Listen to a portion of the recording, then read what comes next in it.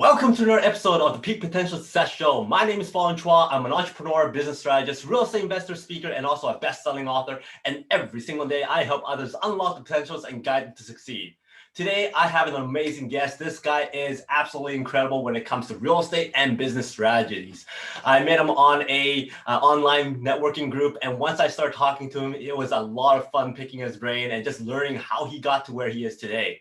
He is an award-winning entrepreneur in real estate. He's a top 10 real estate investor in Edmonton. He's also been featured in the book 51 Success Stories from Canadian Real Estate Investors.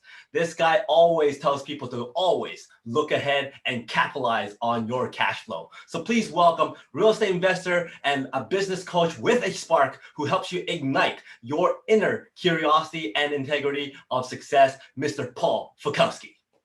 Thanks, Fong. That was a great introduction. Appreciate it. Thank you for having me. How have you been doing so far?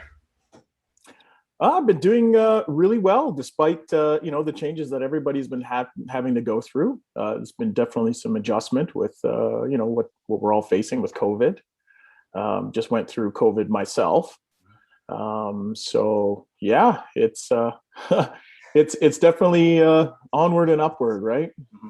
Well, we'll touch on that a little bit later. But first of all, for people who don't really know who you are and what you do, give us a quick little synopsis, Cole's notes of your history and how you became this great real estate investor that you became, and also a business coach. Yeah, well, I've always been a real curious person, trying to figure out how things work, really trying to understand and figure out why things are the way they are. And that kind of started me into banking. I wanted to know how the game of Monopoly or the game of life actually worked financially. So my journey started in the banking industry, and then I worked my way up to a senior financial advisor there. And along that way, I learned a lot of lessons. I was able to, basically be a fly on the wall, or somebody that was a guide for people on how to use money or how not to use money in a lot of the cases with my clients. And I always had a burning desire to do something else. Banking wasn't going to be, my end all be all path. So I was searching, much like everybody else was, searching for my path, searching for my passion, and was really frustrated with it. But as things happen in life for a reason, it was actually through one of my clients that I learned about real estate investing. I had never really been exposed to it before. And this particular client had 30 properties, which was completely unheard of within my realm of experience, or even in the banking industry. You might have a vacation property, so you'd have two, but 30 was absolutely crazy. And this is back in the late 90s when I was introduced to this gentleman. And so, professionally, I did my job. And then I asked him, how the hell do you get 30 properties? Like, what is going on? And we ended up forming a really good relationship. And he started teaching me about real estate investing. So, it was one of those things of, how do I get this guy's attention? He's really super busy, obviously, if he's got 30 properties and he's adding more and more. So I came from the aspect of, how can I help him? What's a need, or, something that I could do for him? But, having limited talents in that field, I came up with, let's do a joint venture. I can qualify for a mortgage, but I don't have the down payment. I can run everything. I could be your legs. I can do everything for you. And I pitched that to him, and he's like, yeah, of course. You mean a property I don't have to do anything for? I don't even have to think about, and somebody responsible is going to take care of this? He's like, I'm in. So that was how I got my first piece of property, with a 50-50 deal with no money down. Wow. And from there, it's not only having somebody who's a mentor, but it's being involved with a group of people, because we're all going through the same process, just different journeys. So, having everybody together, airing their frustrations, airing their stresses, and understanding that, hey, I'm not alone in this. Somebody else is going through the same thing, or somebody has gone through it, and it's a teaching moment on that side. So from there, I was able to get some investors, some partners on that side, and acquire over 160 properties, and I had 80 rentals, which is insane. I wrote down early that, if what was a way out goal, what was a crazy, unbelievable dream, if you ever reached it, and I wrote down 10. And that was the way out on that side. So it's amazing when you have somebody who's a guide, you have a network that you can depend on, and you're creating that mastermind, that synergy where you're all striving and moving towards the same goal. Because my friends and family didn't understand that. I was growing and I was changing, and for them, I was involved with a real estate cult. I was Mr. Furley for any of your older viewers who understands Three's Company, and it was a lot of banter back and forth because they didn't understand what I was into or how I was learning and progressing. So, and the other thing I got all of the time was that real estate was risky. Oh, don't get into real estate. I know somebody who lost their shirt. It was a lot of stories of everybody that lost because there was no backdrop or group for them to be involved with to see actual success through skills and knowledge. So from there, I left the bank. I was only there for about 5.5 years, and I went into real estate investing full time. And then I transitioned out of real estate before the collapse of 2008. Very fortunate to be able to look on the horizon and analyze what's happening politically, what's happening in the economy, and also the mood of the public. I don't know who coined it, but it's usually the masses end up holding the bag. So 80%, it's the people that shouldn't be in something that all of a sudden are in something and giving you advice on it, that that the top is near. And the thing that I can go back to is the Kennedy family. I think it was great grandpa Kennedy before the Great Depression. He was invested in stocks, and it was the shoe shine boy that was giving stock tips. And he immediately went to his office and got on the phone and said, sell. So he sold in 1928, about a full year before the collapse. So that stuff kind of stuck with me. And I think with also my banking background, it's great to look and focus on what you're doing now, but what's coming? Is there a storm on the horizon, and what are the indicators so that you can get out of the way or at least insulate yourself? Very, very cool. Now, you talked about, it sounds very simple at the very beginning. You saw this guy with 30 properties and go, hey, can I help you? Was it that simple of a question, or did you prep yourself up before you go, you know what, I need to do this, this, and this before I ask him if he would bring me under his wing? It was something that I was looking for. And I'm a person who is curious, so I will always ask. And what's interesting about that is I don't know how many hundreds or thousands of bankers he has seen. And to this day, he says, I am the only one who's directly asked him how he did it, which I find fascinating. And I think that's maybe because of my curiosity and nature, is I want to know how things are done. So from there, it was, hey, I'm going to buy you breakfast. I'm going to buy you lunch. When have you ever got time? And, I was writing notes like crazy and not understanding half of it. But just being, I think more than anything, is being yourself and having a genuine interest in learning, because how often do we meet people who are genuinely interested in what you're doing? That's true. And I find that most of the people who are successful and have that type of portfolio are willing to share, as long as you ask them. Like, most people don't ask, maybe because one, they're intimidated, or two, they just feel very shy, or three, it's just one of those thought processes where, you know what, maybe that's not my life. I can't do that. None of my family members do that. And therefore they kind of shy away from even asking that question. How difficult was it for you during that transition period of time where you wanted to share all this information with your friends and family? You wanted to tell them and get them involved, but they kept on telling you all this other stuff that has no factual basis to it and trying to pull you back. So how was that transition for you, and how did you overcome that? It was very tough. I was unbelievably excited to see that there was a path that, you know, I could generally control. I could create income.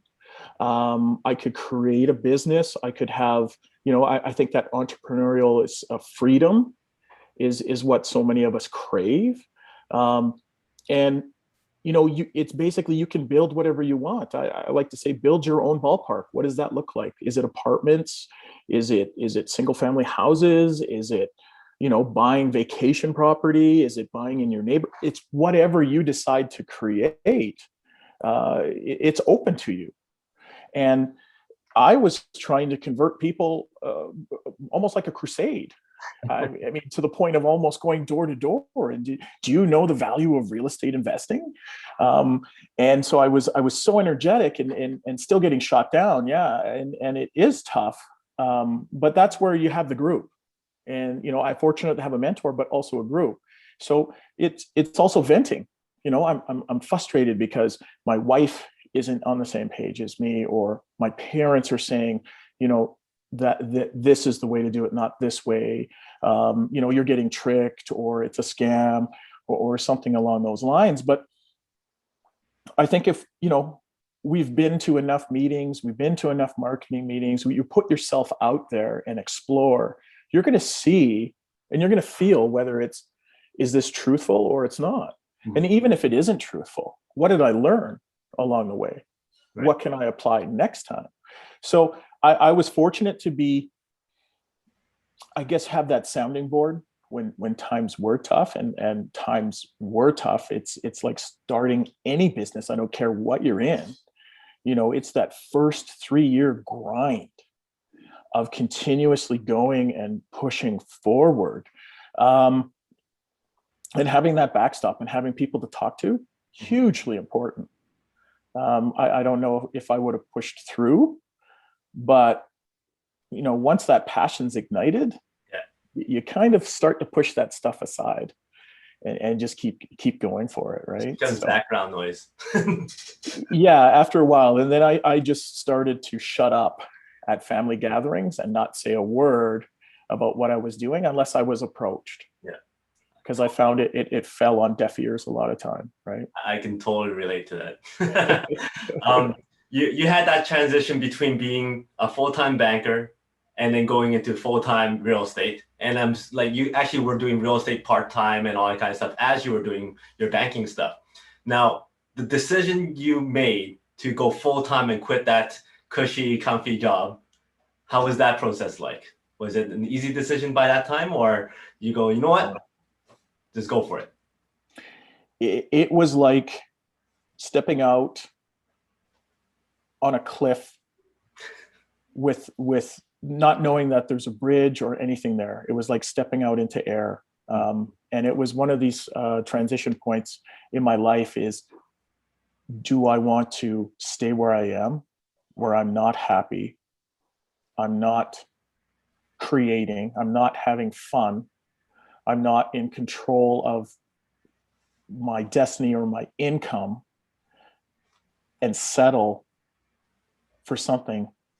Or do I step out in fear, in unknownness, and see where this goes? Because others have done it, can I do it myself? And it really was a step out into faith.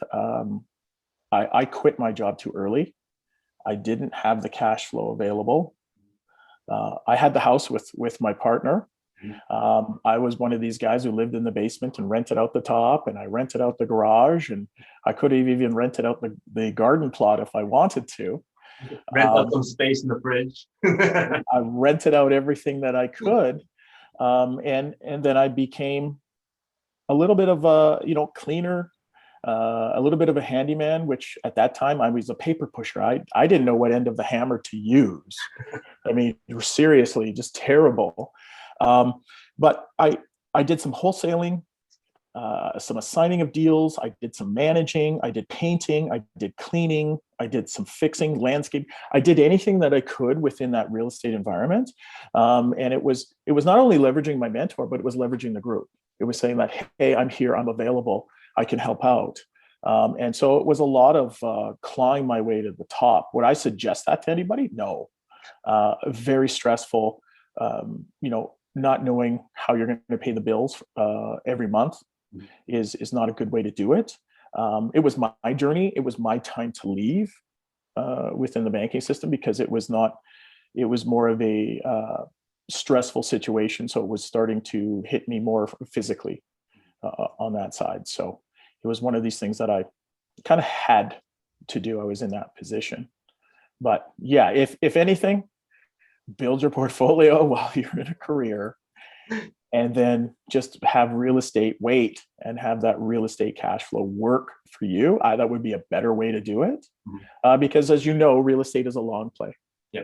There are some short plays.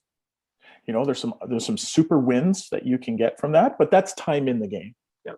That doesn't happen every day. So it's just making sure that you're planning on the long win, and don't jump like I did. But the thing is, okay, you just mentioned that you feel that you probably quit too soon, your day job. However, you are where you are today. Would you say that it's because you quit too soon that made you even more motivated, that fear really pushed you even further to become who you are today? Or absolutely. Would you have gone back and if you had a chance, would you have gone back and not quit at that time? No, there's no way. I was at the point where I was burning the bridges, burning the boats. I was scorching the earth at that time. So there was no going back. There was absolutely no consideration whatsoever of going back in that industry. So if that's the case, if you're telling people to don't follow what you did, build up that portfolio, how would you mitigate that though? Right? So for those who are still building their portfolios so that they can quit, what do they have to tweak in their mindset to still have that motivation that you had without cutting those bridges? Well, I think what's your goal? Why are you doing this for? What is it deep inside of you? What is that passion that you're looking for? What is your purpose, your vision, your mission? Why are you really doing this? Is it a deep-seated need that you have to do this? It was for me. There was no going back. So for somebody who is building, I think it's vitally important to continuously remind ourselves is what's the goal? Why the heck am I doing this? But it's also what are the steps that I need to continuously take and keep moving forward. That's the boring stuff. The fun stuff is the goal, right? Because we're thinking of the things that we can acquire, the people that we can help in our lives, the healthcare we can provide, retiring our parents. Those are great, but it's also those steps in between. So I always had a little 90-day goal. What do I need to give away? Who do I need to meet? What do I need to delegate? What are my next deals going to look like? So it was always pushing me forward towards my big goal. So having those quarterly 90-day goals are hugely important. And you're putting that out there. What are you attracting? And you're continuously reminding yourself. So for somebody who's always looking ahead, what do you see within the horizon due to all this COVID stuff and this lockdown with regards to real estate? And then if somebody goes, I want to start doing real estate now, what would you recommend them do first off? Well, it's going to be, I don't think we've felt the full fallout of COVID. Governments are still pumping money into the system, still giving out checks, and there's still a big support system. So we got to look at eventually, what does it look like when that ends? How does the economy pop back? Does it pop back? Is it a V shape? Or is it flat because industries have been flattened or businesses are out of business? So I'm looking at, and this is from my own observations, is that it's still going to be a hot market this year, but eventually, I think by the end of the year, it's really going to cool off. So I would be pessimistic. I would be cautious moving forward. If you're going to get into it, make sure it's a deal. Anybody can buy anything off of MLS. You want to buy a deal. You want to buy something that is you're going to run to buy because it's such a great deal. That's where you're going to win if there is a price correction, if there is a flat market that's moving forward. Some areas and some neighborhoods are never flat. Mm-hmm. So, that's where you want to start to take a look in your area, is going, what are the underlying factors for my particular neighborhood? What's the underlying factors for my city? What's the underlying factors for my state or province? Mm-hmm. Because there will always be moving, there will always be good markets, and there'll always be bad markets. So it's a matter of looking ahead. But I see that it's going to be an oversupply and there's going to be a downturn. No, I talk to a lot of people who go, you know what, I really want to do real estate. It's something I've always wanted to do, but it's probably something I'll do later. What do you say to that? Well, why later? What's going to happen later? I don't have down payment right now. I just don't have the liquid cash to go and buy a real estate right now. I bought all of my real estate with no money. Mm-hmm. Well, it's just not the right time. Well, then it's never going to be the right time. You have a want, but you don't have a deep desire or a need to do it. Is there ever a good or a bad time to start real estate? I don't think so. I think it's a matter of being aware, and looking at the type of investment that you're going into. So why not go into real estate right now and do some wholesaling, right? Do a little bit of flipping. For me, I'm not going to be doing any buying and holding unless I get a really good deal on the property, or it's something I can do with that property and create that value within it. Mm-hmm. But going forward, the general plan is to hold on to cash, have investors lined up, wait for a market correction, because what I'm seeing is inflation coming in. So what are prices doing? What are lumber prices doing? Mm-hmm. If lumber prices are going up, what does that do for new builds? If that's doing that for new builds, what is that doing it for the secondary market? Mm-hmm. Where is the supply? Banks are already talking about tightening rules for mortgages. Yeah. So where do interest rates are going to go? So we almost have like a perfect storm. We have COVID that's taken away 31% of businesses, small businesses across North America. Mm-hmm. We're currently in Canada in a third shutdown.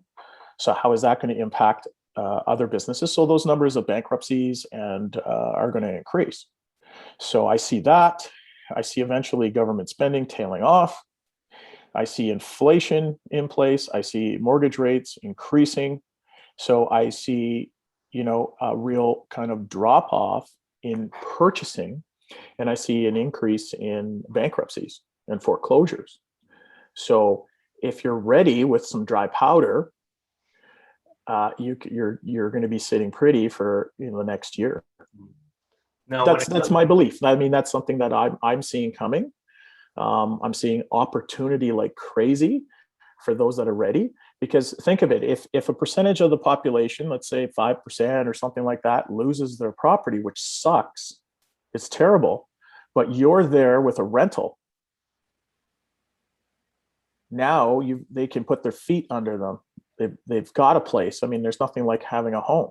Right. So you are solving a need on that side. Mm-hmm. So I think renting going forward is going to be hugely important. It's just, do you want to buy a property that you can get at 10% or 20% below value. What's your secret formula? Secret formula for what? There's lots of secret formulas. Or either calculating your cash flow or calculating what your offer would be. Well, I don't think it's really a secret formula. I think it's taking a look at what the current market is, what the current area is that you're buying in, having that relationship with the realtor so they can pull the last 3 to 6 months on that side and really compare apples to apples, because you want to compare the same property to the same property. And then you have an understanding of what the pricing is within that area. And now you can go out hunting for property that is below market. So if I'm saying that, let's say there's a 10% decrease that's coming initially, and then, maybe halfway through the year, there's another 10%. So not only do you know the pricing, you kind of know that in the future, you may need that 20% below value today in order to ride it out. So there's really no secret sauce. There's really no secret formula. It's just having that awareness of the market or the area that you want to purchase in, and then digging for value. And what do I mean by digging for value? I mean pounding the pavement, putting a letter saying, hey, I want to buy your house in that mailbox. Having that relationship with your realtor. Realtors are hugely important. They know what the heck is going on. And if they understand that you're a buyer, then it's a path of least resistance. Yeah. Fong, you got the money. I know what you want. I'm gonna feed you all day long. Yeah, that's the point. Right? Because now their product isn't sitting. If they can sell that property in one day, heck, your phone would be ringing off the hook. Yeah, exactly. The only thing is that you want to be able to prepare yourself when you do talk to a realtor, because everybody's a real estate investor. Yeah. And I'm sure, most realtors are going to roll their eyes going, oh no, not again. Everybody's a real estate investor and I do all these work and nobody follows through. Mm-hmm.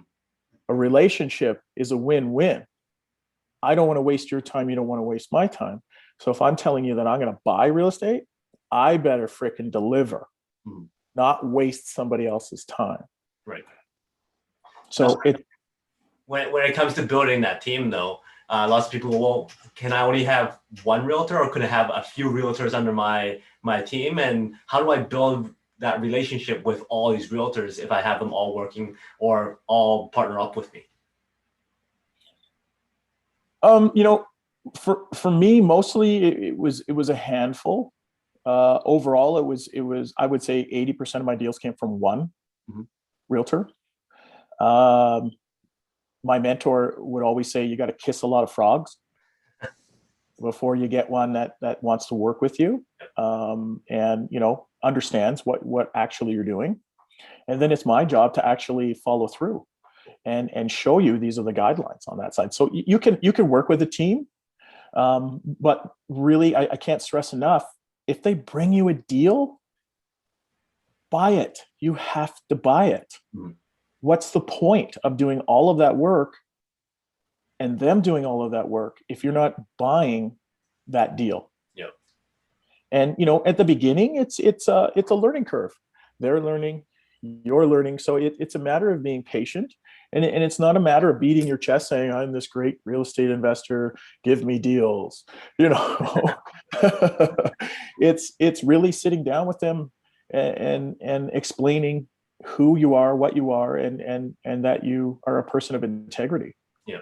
One of the first things I did when I first started was I actually interviewed 5 or 6 different realtors, one right after another at Starbucks. And I was there for a good 4 hours, just going through them and all kind of stuff. And then just kind of handpicking which ones I want to work with, and then going on and put offers. One thing I highly recommend people now is, you say you want to do it later. Well, okay, once you're ready to do it, now you have to do that whole learning curve again. Start that learning curve now. Go talk to realtors, get that funnel coming and get all those deals coming in, and learn the lingo, learn the numbers, and learn what the market is, so that when you are ready, you can really take action. And then you're not starting behind the 8 ball again. So yeah, everything that you said was very right on the ball with stuff that I was doing at the time too. And obviously you've been very successful with building those relationships. Now, when it comes to relationships, what would you say is the top 3 ways of building those relationships for a long period of time? Top 3? Well, for relationships, it's the authentic you. Bring your authenticity. You know, bring that curiosity and bring, how can I help? Mm-hmm. How can I help you? You know, it's not, I find so many people in different networking events and everything so quick to hand out their business card to me and try to sell me on their latest product or whatever it is. And it's just like, whoa. Be curious, get to know who you're talking to, get to know what they're about. Maybe that doesn't align with you. Maybe you don't want to work with them. Yeah. But what do they do? How do you do it? I'm intrigued. I'm interested. And being open and honest, because you know what?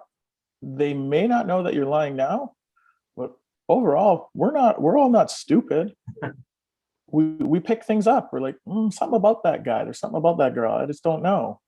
Mm-hmm. And people show their true colors. You know, it might take 6 months, but you'll get to see who they really are. So, you know, be you.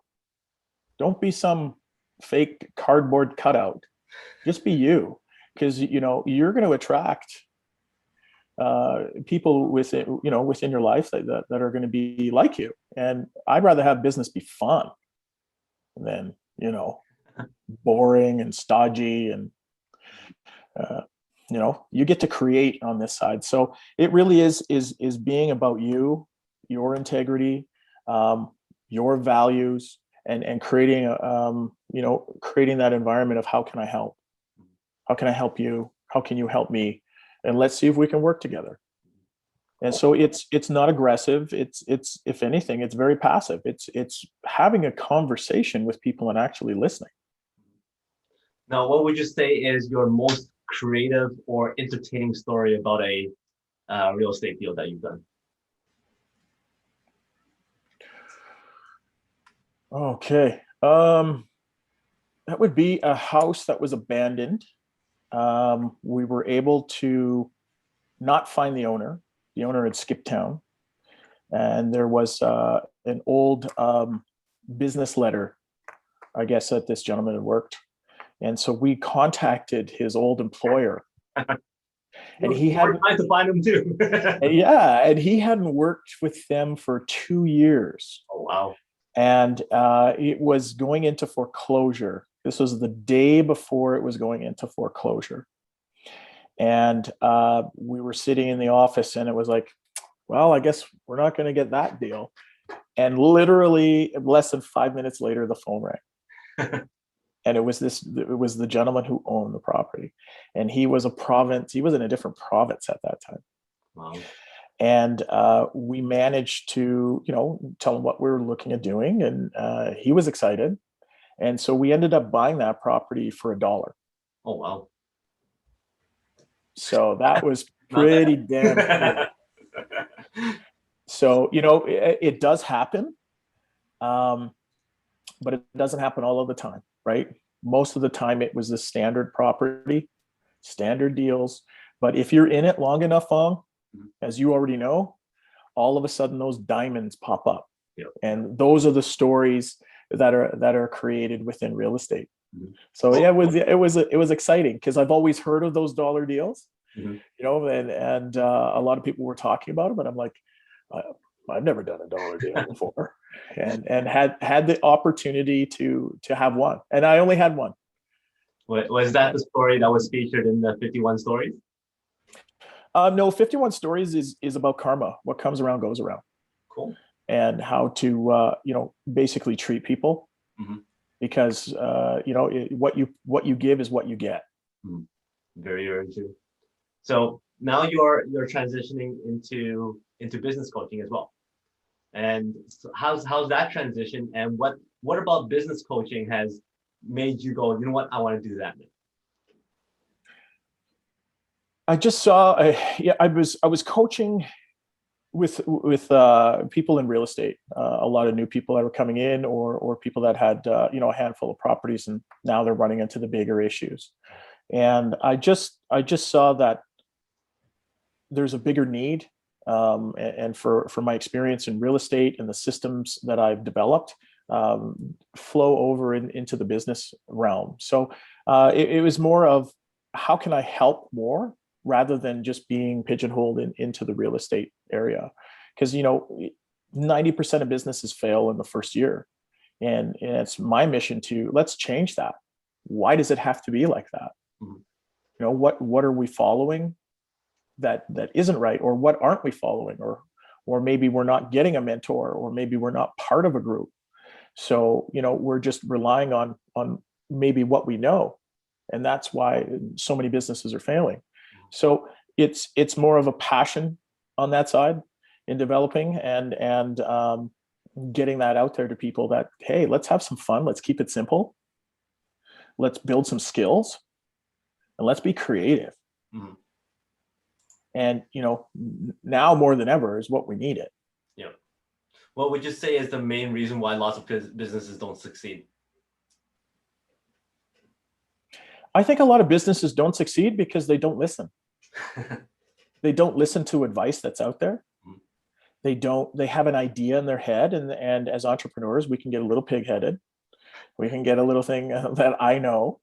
And also it's tough to be vulnerable. Mm-hmm. It's tough to say, I don't know, I need help. Mm-hmm. And I think a lot of businesses end up going under because of that misplaced pride. Mm-hmm. And where, being a little bit vulnerable and going, hey, I don't know this, I need some help. Mm-hmm. And, it's interesting because, what did I run into today? Let me see if I can find it here. Great saying. The stupidest things in life are the easiest. And we've all been in that situation where somebody reminds us, or makes us aware, or brings to our attention, and you're sitting back going, oh, I knew that, but we're aware of it, but we don't know it, if that kind of makes sense. And I think a lot of businesses are like that. I know it, but I'm not doing it. I'm not practicing it. I'm not implementing it. And that's where things, kind of fall off the rails, because there's so many different pieces in business. If you're not selling, you're toast. But if you're the one that's selling all of the time, now you have no time. So how do you develop your systems on that side? So it's all about working with those pieces and understanding how it works, so that you can get your time back. So you're not working in your business, you can start to move to working on your business. So it's so much time and money go hand in hand with that. So understanding that process, and understanding that, yeah, I'm on a big curve, but there is light at the end of the tunnel with my growth. Now, you had your own mentors and your own coaches. What would you say is the best coaching advice that you've ever gotten? And then the second part of that is, what was one advice that was given to you that you had that ego and go, you know what, that's not true?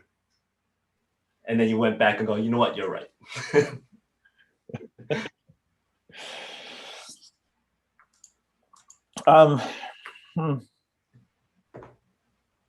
Let's see.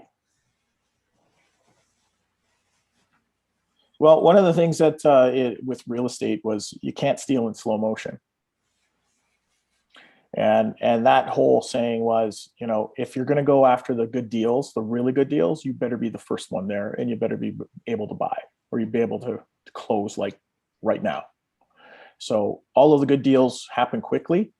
So you better, if you're ready to steal, let's go. As far as what I thought wasn't true, and I had to eat crow on that side.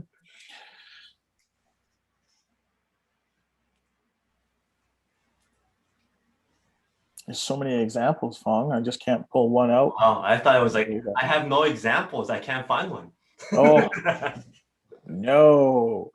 Oh, there's so many learning experiences and being humble Mhm. or being humbleized from things being true. I'm just constantly learning and constantly questioning, am I right? Maybe I'm not right, because things are always changing. Everything is in movement. Seasons are changing, real estate's changing, the way we're doing business is changing. We're not face to face as much.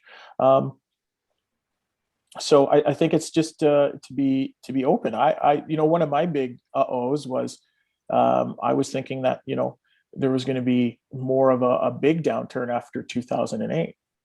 I thought there was going to be more of a bigger financial crash coming on that side, and it didn't happen. So it's to be, and the awareness of not being on one side or the other.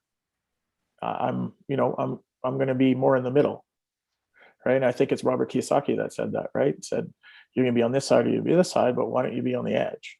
So it's not an all or nothing. It's have some in this camp and have some in that camp, rather than just basing it all on this one thing. All right, I'll let you pass with that answer. So you have the world at your fingertips. You get to spread one message to the entire world, and everybody's waiting on edge to listen to what your great advice for life is. What would that be? Oh man, the whole world, edge of their seat, waiting for their big.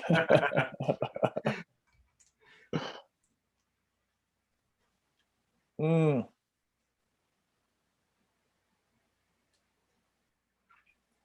The suspense is killing me. Yeah. I persistence and determination. It's the persistence of moving and going forward despite. It's the determination daily to keep moving forward, even how little progress you feel you're getting is so big. It's really is moving that needle a little bit at a time. It's like you said, why should I start real estate? I'm not ready. I don't have the down payment. Well, talk to realtors, like you said. That makes a difference. It's those actions. It's action, and then the persistence and determination to keep moving forward. Well said. That is good advice. Everybody will be moving forward and progressing. Now, before I let you go, I have 5 quick questions. Give me the first things that come to mind. This is purely for fun, so there's no right answer. If you had to choose your top 3 fictional money partners, okay, fictional characters to be your money partner, which 3 characters would those be? Fictional characters: Tony Stark,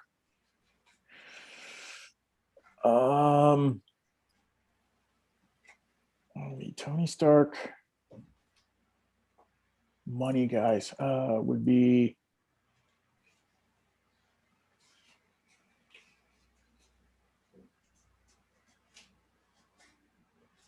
just trying to think on that side of financial, because I keep going to The Big Short and things like that, right? So we could jump out of that and just go anybody, any money partner. Okay, so yeah, Tony Stark would be one for sure. It would be, it'd be pretty cool. Mark Wahlberg. I'd like to kind of figure out what's going on there. Mark Wahlberg would be pretty cool for me. And the last one would be Michael Burry. Cool. So you have all 3 of those guys, Robert Downey Jr., I guess, in your living room, and they're going, you know what, we're hungry. What's your specialty that you can serve them? That would be fettuccine Alfredo with a marinated barbecue chicken. Cool. Now they're looking for some entertainment. So what's a hidden talent that you have that you could perform? There is no hidden talent. Okay. No juggling, nothing like that. But if you were on stage and you had to do something, what would that be?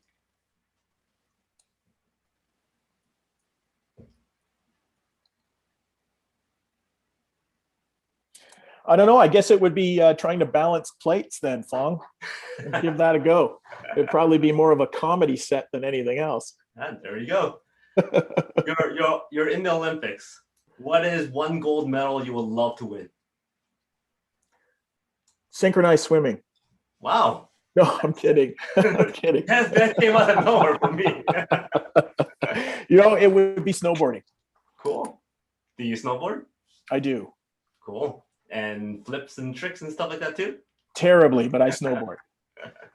I haven't injured myself, so that's my claim to fame on that. Great. And my last question is, what is success like? I got 3 random items. Give me a number between 1 to 3. Number 2. 1, 2. This is going to be very good for you. How is success like training wheels? How is success like training wheels? Yep. Success like training wheels. It's jumping on and doing it, and it's failing, right? It's no different than it's riding a bike. So you got to get on and fall a lot of times. And the training wheels for me, I'd have to go back to my mentor.